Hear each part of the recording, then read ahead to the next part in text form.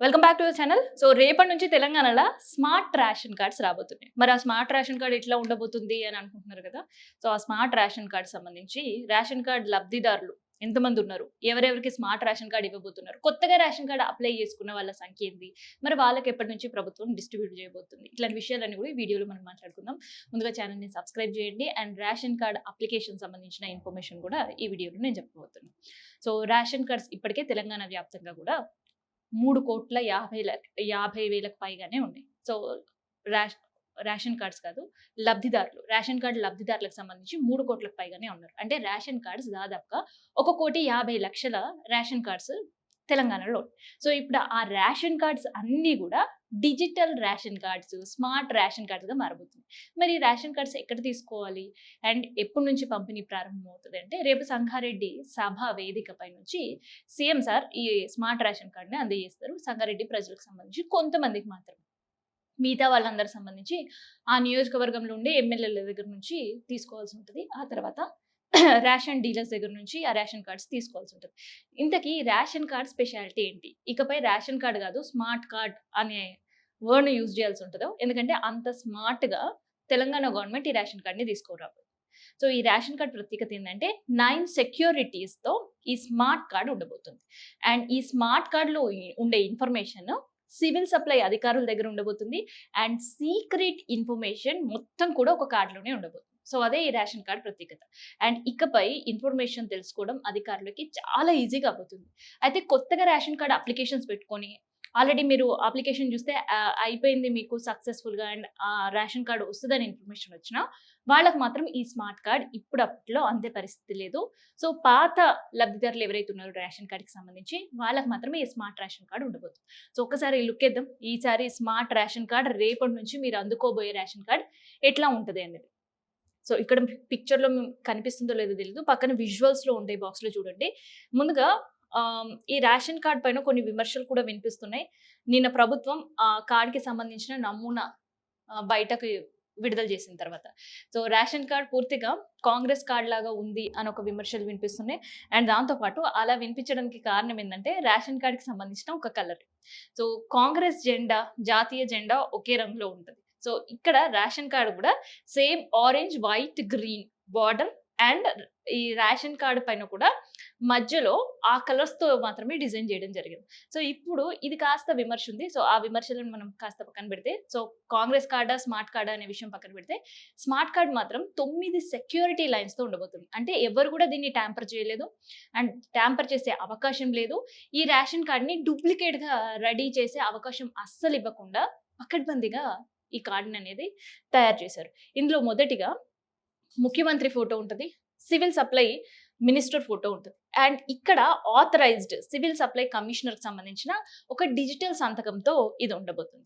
And ఒక్కసారి పైనే మనకి తెలంగాణ గవర్నమెంట్ అనే ఒక గవర్నమెంట్‌కి సంబంధించిన ఎంబ్లమ్ ఉండబోతుంది. అండ్ దాని కింద ఒక పక్క తెలంగాణ, పక్కన గవర్నమెంట్, మధ్యలో తెలంగాణకు సంబంధించిన సింబల్. అండ్ దాని కింద గవర్నమెంట్ ఆఫ్ తెలంగాణ. ఇక్కడే అసలు విషయం ఉంది. సో గవర్నమెంట్ ఆఫ్ తెలంగాణ అని ఒక ఇంగ్లీష్ లెటర్స్‌తో గవర్నమెంట్ ఆఫ్ తెలంగాణ అని ఆ కార్డ్ పైన ముద్రించు. సో అది చూడ్డానికి తేలికగా కనిపిస్తది. కాకపోతే దాన్ని మనం చేత్తో టచ్ చేస్తే కూడా ఆ వర్డ్స్‌ని మనం స్పర్శించవచ్చు. అంటే ఎట్లా అంటే మన దగ్గర credit cards, debit cards, bank ATM cards ఉంటే దానిపైన మన నంబర్స్, ఏటీఎం కార్డ్‌కి సంబంధించిన నంబర్స్ ఉంటే వాటిని మనం టచ్ చేస్తే మనకు ఆ నంబర్స్ ఏంటి అనేది తెలుస్తది. సో అలాగే గవర్నమెంట్ ఆఫ్ తెలంగాణ అనేది చూడటంతో పాటు స్పర్శించినా తెలిసేటట్టు అక్కడ గవర్నమెంట్ ఆఫ్ తెలంగాణ అనేది ముద్రించడం జరిగింది. ఆ కింద నెక్స్ట్ లైన్ వస్తే సివిల్ సప్లై డిపార్ట్మెంట్ అనేది నార్మల్‌గానే ఉంటది. సో దాన్ని మనం తాకినా అసలు సివిల్ సప్లై డిపార్ట్మెంట్ అనేది మనకి టచ్ చేస్తే తెలీదు. కానీ చదివితే మాత్రమే తెలుస్తది. అండ్ దాని కింద వచ్చేసి రేషన్ కార్డ్‌కి సంబంధించిన నంబర్ ఉండబోతుంది. సో ఈ రేషన్ కార్డ్ నంబరే చాలా కీలకం. అండ్ దాంతో పాటు హెడ్ ఆఫ్ ద ఫ్యామిలీ, ఎవరైతే ఫ్యామిలీ మెంబర్ ఉంటారో ఆ ఫ్యామిలీ మెంబర్ పేరు దానిపైన ఉంటది. తర్వాత రేషన్ కార్డ్ నంబర్. సో ఇక్కడ రేషన్ కార్డ్ నంబర్‌తో పాటు ఉండే షాప్ నంబర్. సో దీన్నే విమర్శల పాలైతుందనమాట ఈ కార్డ్ ఎక్కువ.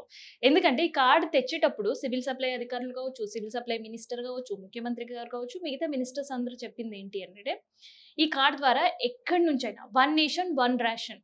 సో ఎక్కడి నుంచైనా రేషన్‌ని డ్రా చేసుకునే అవకాశం ఉంటది స్మార్ట్ కార్డ్ వల్ల అని చెప్పారు. మరి ఇక్కడ ఒక షాప్ నంబర్ వేస్తే రాష్ట్రాలు దాటి రేషన్ కార్డ్ డ్రా చేసుకోవడం పక్కన పెడితే, ఒకే రాష్ట్రంలో ఉన్న ఏదైతే ఈ రేషన్ షాపులుంటాయి గదా! ఆ రేషన్ షాప్‌లో ఒక షాప్ కాకుండా ఇంకొక షాప్‌లో రేషన్ తీసుకోవచ్చా లేదా? ఎందుకంటే జనాలు ఒకే ప్లేస్‌లో ఉన్న ఒక 2, 3 రేషన్ షాపులు ఉంటాయి. సో 2, 3 తిరిగి ఎక్కడ రష్ తక్కువుంటే అక్కడెళ్లి రేషన్ తీసుకుంటూ ఉంటారు. కానీ ఇప్పుడు షాప్ నంబర్‌తో పాటు ఆ రేషన్ కార్డ్ ఇచ్చినప్పుడు తీసుకోవచ్చా? తీసుకోవద్దా? వాళ్ళు అలౌ చేస్తారా? లేదా? అనే ఒక పెద్ద కన్‌ఫ్యూజన్ అయితే ఈ షాప్ నంబర్ ఎయడంతోటి క్రియేట్ అయింది. మరి ఆ క్రియేషన్‌కి అధికారులే క్లారిటీ ఇయ్యాల్సుంటది. సో ఇది ఫస్ట్ అంతా గూడా. ఆ తర్వాత బ్యాక్ పార్ట్ అంటే రేషన్ కార్డ్‌లో ఉండే ఎనక భాగం చాలా కీలకం. సో ఇది ఒక సెక్యూరిటీ ఎంత మేజర్‌గా ఉండబోతుంది ఈ కార్డ్‌లో అనేది చూపించడానికి. అండ్ స్మార్ట్ డిజిటల్ కార్డ్ ప్రభుత్వం తీసుకొచ్చిందంటే, ఆ స్మార్ట్ టెక్నాలజీకి ఒక సింబాలిక్‌గా గూడా ఉండబోతుందన్నమాట.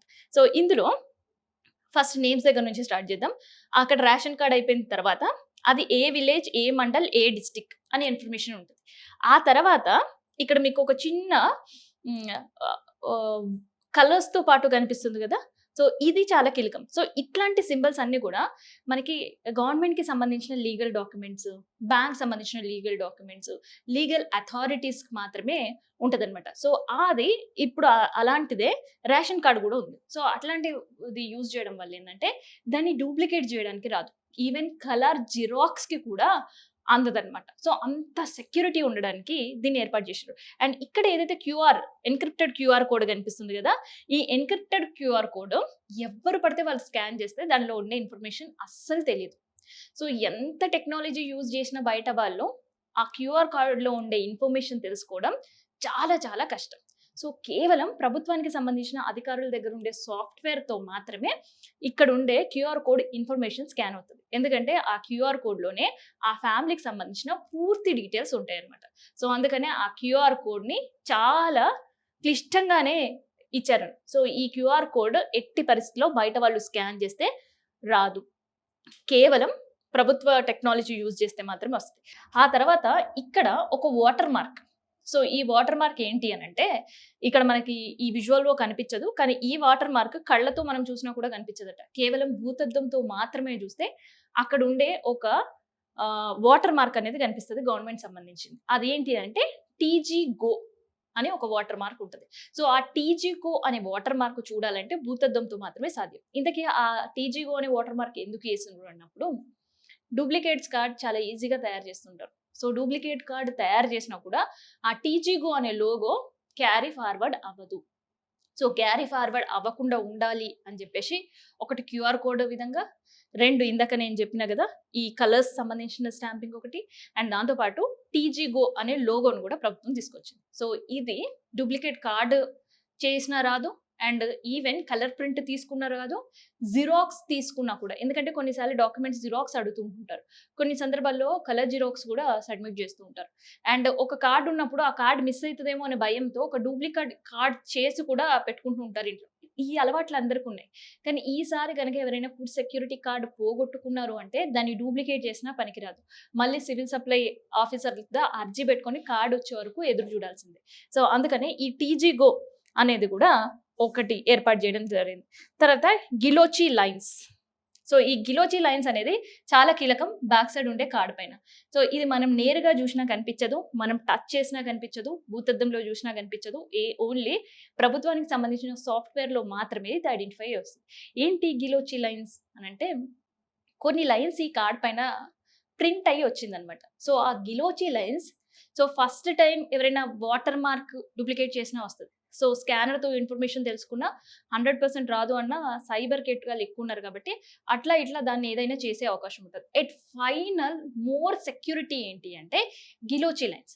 సో ఈ గిలోచి లైన్స్ వచ్చిన తర్వాత ఇంకొక లేయర్ ఏసిన తర్వాతనే ఈ ప్రింట్ అంతా కూడా రేషన్ కార్డ్ పైన చేసారు.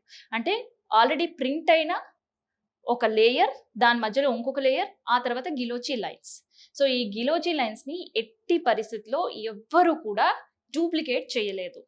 సో అందుకని గిలోచి లైన్స్‌తో ఎనకాల ఈ సైబర్ సెక్యూరిటీ అండ్ మోర్ సెక్యూర్డ్‌గా ఉండాలి స్మార్ట్ కార్డ్ అనేది గిలోచి లైన్స్‌తో పాటు కార్డ్‌ని ప్రింట్ చేసి ఇవ్వబోతున్నారు. సో ఈ 9 రకాల సెక్యూరిటీస్‌లో ఏ ఒక్కటి పోనీ ఒక ఫస్ట్ సెక్యూరిటీ లైన్ క్రాస్ అయినా, సెకండ్, థర్డ్ అట్లా 9 సెక్యూరిటీ లైన్స్‌లో ఏదో ఒకటి అయితే ఖచ్చితంగా కాపీ చేయలేం. సో, అలాంటప్పుడు ఇక కార్డ్ నుంచి యాక్సెస్ ఇన్ఫర్మేషన్ అనేది చాలా కష్టం. రెండోది సైమల్టేనియస్‌గా ఇలాంటి కార్డ్ తయారు చేయాలంటే ఇన్ని సెక్యూరిటీస్‌ని చెక్ చేస్తూ రావాలంటే తయారు చేసేటోళ్ళకి కూడా ఒక హెడేకే. సో, అందుకనే ఆ కార్డ్‌ని డూప్లికేట్ చేయడం అతి కష్టంగా ఉండబోతుంది. అండ్ దాంతో పాటు లబ్ధిదారులకు సంబంధించిన ఇన్ఫర్మేషన్. సో, ఈ లబ్ధిదారులకు ఇన్ఫర్మేషన్ ప్రభుత్వం పైనే ఆధారపడి ఉంది సీక్రెట్‌గా ఉంచడానికి. సో, అందుకనే ఆ సీక్రెట్ ఇన్ఫర్మేషన్ లబ్ధిదారులకు సంబంధించిన పర్సనల్ ఇన్ఫర్మేషన్‌ని సీక్రెట్‌గా ఉంచాలని చెప్పేసి. ఎందుకంటే అందులో Aadhaar card, phone numbers and ఇంటి అడ్రెస్, వాళ్ళకి సంబంధించిన ఏజ్ డీటెయిల్స్ ఇట్లా ప్రతి ఒక్కటి కూడా ఉండబోతుంది. సో, ఏ ఒక్కటి సైబర్ ఫ్రాడ్‌కి దొరికినా వాళ్ళ అకౌంట్‌లో లేదంటే మిగతా దాన్ని మిస్‌యూజ్ చేసే అవకాశం ఉంటుంది. అందుకని ఆ పూర్తి బాధ్యత ప్రభుత్వం తీసుకుంటుంది. అందుకనే ఇన్ని 9 సెక్యూరిటీస్‌తో ఈ స్మార్ట్ కార్డ్ అనేది అందుబాటులోకి రేపటి నుంచి రాబోతుంది. అయితే ఇక్కడ ఇంకొక చిన్న కన్‌ఫ్యూజన్స్ కూడా ప్రజల్లో ఉన్నాయి. ఏంటి అంటే, మరి రేపు ఒక్కరోజే పంపినా ఎప్పటి నుంచి మిగతా నియోజకవర్గాల్లో పంపిణీ కాబోతుంది అని. సో, రేపు సంగారెడ్డిలో సీఎం సార్ రేపటి నుంచి పథకాన్ని ప్రారంభించిన, స్మార్ట్ కార్డ్ డిస్ట్రిబ్యూషన్ చేసిన, మిగతా ఎమ్మెల్యేలకు, ఎమ్మెల్సీలకు, ఇన్‌చార్జ్‌లకి బాధ్యత అప్పజెప్పారు. సో, ఈ నెల 15 రోజుల్లో అటు ఇటుగా ఈ నెలాఖరు వరకు కూడా అందరి చేతిలో స్మార్ట్ కార్డ్స్ ఉండిపోతుంది. సో, ఎవరైనా పంపిణీలో మిస్ అయ్యే రేషన్ కార్డ్ లేకపోయినా ఆ షాప్ నంబర్స్ అయితే మీకు తెలుసు. రెగ్యులర్‌గా మీరు ఏ రేషన్ షాప్‌లో అయితే రేషన్ తీసుకుంటారో ఆ షాప్ డీలర్స్‌కే అందుబాటులో ఉండేటట్టు ఈ స్మార్ట్ కార్డ్‌లను ప్రభుత్వం ఇయ్యాలనే నిర్ణయం కూడా ఉంది. సో, మొత్తానికైతే తెలంగాణలో రేషన్ కార్డ్‌లు బోయి, తర్వాత కూపన్ పేపర్‌లొచ్చినియి. సో, ఆ కూపన్ పేపర్‌లు గూడా బోయి, ఇప్పుడు స్మార్ట్ రేషన్ కార్డ్ తడిషిన, ఎండిన ఏమైనా గూడా పాడవ్వకుండా ఉండేటట్టు ఒక డిజిటల్ కార్డ్ అయితే అందుబాటులోకి రాబోతుంది.